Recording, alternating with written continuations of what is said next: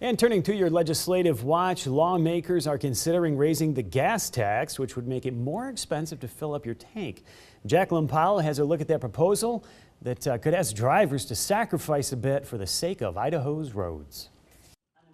The House's Transportation and Defense Committee introduced the bill that would raise Idaho's gas tax. It would go up 8 cents a gallon on unleaded fuel, and for diesel, the tax would go up 12 cents. Then both would continue to go up 1 cent a year, accounting for inflation. I myself am willing to pay more for public services such as our roads. Lawmakers say the increase is needed to help fund work on the state's broken down roads and bridges. They say it could raise nearly $200 million a year. If passed, that would cover a large part of the state's annual transportation shortfall. Idaho lacks about $262 million needed for roads and bridges every year. Some drivers say they know our roads need help, but they still struggle with paying even more for gas. I am kind of torn in between because we also have to pay more at the pump, which affects me directly, but I would like more advanced roads. Our viewers sounded off on Facebook, and most weren't so concerned with helping the state fund its roads.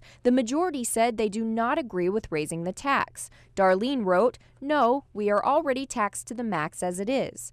David said, "Not sure I like the additional 1 cent per year." But Carol wrote, "No one wants to pay for anything, but if it comes down to driving into big potholes and ruining a brand new car, I would be willing to pay." Some say they just hope lawmakers remember that while fuel costs are relatively low right now, they likely won't stay that way. When they go back up, that extra 8 cents is going to kill you. Jacqueline Powell, KBOI News, Boise. And the last time Idaho raised the gas tax was back in 1996.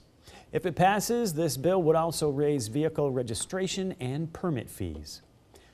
Idaho's gas prices are still relatively low, but they are starting to creep back up even without that tax. Right now, the cost of a gallon here is $1.91. That's 2 cents more than last week at this time. The national average is much higher, though, at $2.25.